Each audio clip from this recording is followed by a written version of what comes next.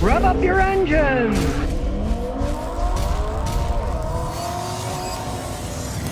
Well, I'm laughing my butt off at the F-150 Lightning, Ford's electric pickup, right? Ford has just canceled all dealer stock orders of the 2023 F-150 Lightning for quality control problems. The things are falling apart before people even buy them, right? So they said you can't even order them at the dealership. Realize one thing. Ford made the biggest mistake on earth. Instead of designing an electric pickup truck from scratch, they took an F-150 situation and they electrified it. They have no range. They're overpriced, underperforming. You tow something, you might go 90 miles and run out of electricity. What kind of a pickup truck is that, right? Ford really screwed up, but not only that, they weren't even building them right. So even the way they designed them, they weren't even working right. So Ford says they're going to take all of them through their quality testing at their Rouge factory to test them all out. I mean, can you make this stuff up? Ford spokesman Marty Gunsberg confirmed that the entire pickups are being returned to the Rouge assembly for quality control checks. Aren't they supposed to check them while they're building them when they're done, you know? And of course, this is 2023 now. We're in October. And as per usual, Ford leads the United States in most recalls. Ford has more recalls than anyone in 2023 so far. So much for their president, Farley, since he's related to Chris Farley. Maybe he saw it as a giant joke when he said, we have to do something about quality control. Maybe he really meant it's going to be worse than it is, not better. So far, 4.1 million Fords have been recalled in 2023. And it's not over. We still got October, November, December, right? Maybe they can set a new record for recalls, right?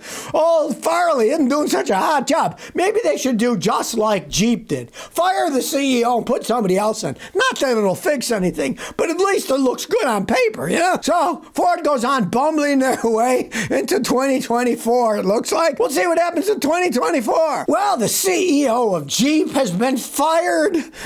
Their sales are so bad. And to take his place is Antonio Filosa. It's a European company, Stellantis, that owns Jeep. First it was Fiat, now it's Stellantis, which is, of course, Peugeot, Fiat, and Chrysler, all mixed in together, right? Now, the previous person who was ahead of it, I always love the horse manure they throw out. They say that he's taking a long break to focus on personal interests. That's what they always say when they fire him. Oh, he's got more personal. He's going fishing, you know? Now, to me, I find it hilarious because Fiat, when they took over Chrysler, they started to ruin Jeep. They started to sell those Jeep Renegades. It's not a Jeep. It's a Fiat 500 four-wheel drive piece of Italian garbage, right? Ask anybody who's bought one of those things. They're absolute junk, right? They have ruined Jeep, and then they fire the guy who's the CEO. We'll fix it all by firing the CEO. The entire lineup of Jeeps is done, especially like the Jeep Gladiators. They're discounting them tons because they got to get rid of them. They got them clogging up. Now, let's face the facts. They're building vehicles that a lot of people don't want anymore, like the Gladiator. They're super expensive. I've seen people pay 75, 80 grand for one of those stupid things, right? They get horrible gas mileage, and a lot of the engines are blowing up on them because they're putting Italian engines in a bunch of them, and the Italian engines are garbage, right? Don't fix the problem of your building crap. Fire the CEO. That's going to fix it, all right? You can get up to 20 grand off the Jeep Gladiator. I still wouldn't buy one. The Jeep Gladiators are way overpriced. Even if they knock 20 grand off, I'm not going to waste my money on one of those things. So, Jeep might have fired the CEO, but they really haven't fixed any of their problems. Another image change. When you're supposed to be fixing your foundation, they're whitewashing the walls instead. Hey, there's a crack over there. Hey, put some whitewash on that crack, baby. Paint it over. No one's going to notice that it's crumbling. Well, I notice it. Keegan says my compressor kicks on and then turns off on my 90 Ranger. I replaced the compressor and the evaporator. The compressor had a leak and the evaporator was all rusted. I put peg oil in. Now I turn it on. It comes on. I can hear click on, then click off. Yesterday it was 80 and my AC only got to 50 degrees. So what could it be? All right. Well, here's the thing. You said it was all rusted. When a system is all rusted, it's pretty much shot. You can even flush the entire system out with flush. You'll never get all the rust out. It's a 90 Ranger. You changed the compressor and the evaporator. You should have changed the condenser too and blown the lines out. The condenser is not working right. The condenser is the part in front of your radiator that takes the heat out. And if your evaporator was rusted, your condenser is going to be rusted inside too. There's going to be no difference, you know. Your problem is you didn't change enough parts on an old Ford. They get what's called Black Death, and they often all get all clogged up, and I can guarantee you your condenser isn't working right. If you're only getting 50-degree air when it's 80 outside, it's not efficient enough, and you're going to have to change that next. And you'll have to replace the dryer again because it'll probably be clogged up from the little pieces inside. First Lorian says, should I buy a Mexican-made Honda Fit? My O2 Prism's falling apart. They got a listing, I'm looking at it. And I'll tell you, all these prices today make me throw up. It's a 2015 Honda Fit, so it's a 9-year-old car, and they want $20,000 for it in Salem, Oregon.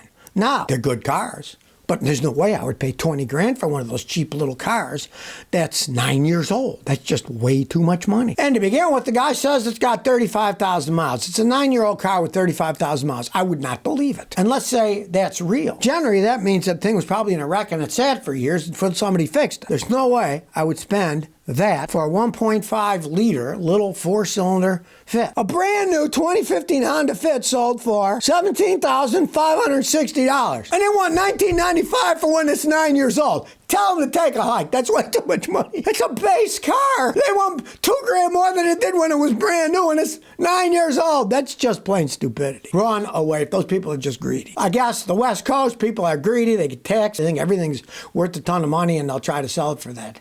It's nuts. Absolutely nuts. You paid more money for that thing than when it was brand new and it's just a Honda Fit. H2O Man says, how do I fix a misfire? I got an 07 Tundra 5.7, 313,000 miles. It gets PO 300, 303, 306, and 307. What do I need to do? Okay, well, misfires can be basically dozens of different things. But you got PO 303, PO 306, PO 307. That means cylinder 3, 6, and 7 are misfiring. Get those coil-on plugs from number 3, number 6, number 7, put them on other ones, and then move the other ones to those. Clear the codes and drive it. If the codes come back to where you move the coils to, you got bad coils. Just buy some new coils. Simple. They're just on bolt going. Real easy fix, right? Now, if it doesn't go away and it stays on those particular ones, you got a serious problem, like internal engine wear. You could take a compression test, see if the engine's worn out. You could have bad fuel injectors on those. It's a lot harder to swap fuel injecters to see if it's a fuel injector. But most of the time on those, it's the ignition coils. They just go out over time. And by moving them where they are now to another position, erasing the codes, driving around, and if the codes come back on the new positions, you know, it's just the ignition coils. Bob the Hat King says, can I use brake or throttle body cleaner instead of carburetor cleaner for cleaning a transmission pan? I'm changing my automatic transmission. I want to clean the pan. What can I use? Oh, actually, you can use anything you want. It's just a metal pan with goo in it, right? You can clean it with anything you want. And when you're done, you wipe it off, let it air dry, and it'll be gone. It doesn't matter what you use. If you're environmentally conscious, you don't even have to use any cleaner. Just get some brand new paper towels and keep wiping until you're down to the bare metal. Anything will work to clean it. Put it somewhere. You can even pressure wash it and then just dry it off with a towel so the wetness is gone. It's completely dry. Even a pressure washer will take anything off. It doesn't really matter what you use to clean it off. You can use just about anything. Cream and sugar with your coffee? Well, Australians are adding coffee grinds and coffee waste into concrete. It turns out that they found that, well, they can mix it with the concrete because they're looking for things to be ecological. It turns out that between used coffee grinds and the chaff of coffee when they make it at the factories, right? There's 83,000 tons of coffee grounds and chaff that are thrown into garbage pits, and then they create methane and blah, blah, blah, blah, blah, right? Well, to begin with, I can't help but laugh because now that's 83,000 tons they claim, right? Do you know how much concrete Australia uses? They use 29 million cubic meters of concrete, 29 million. And they're talking about 82,000 tons.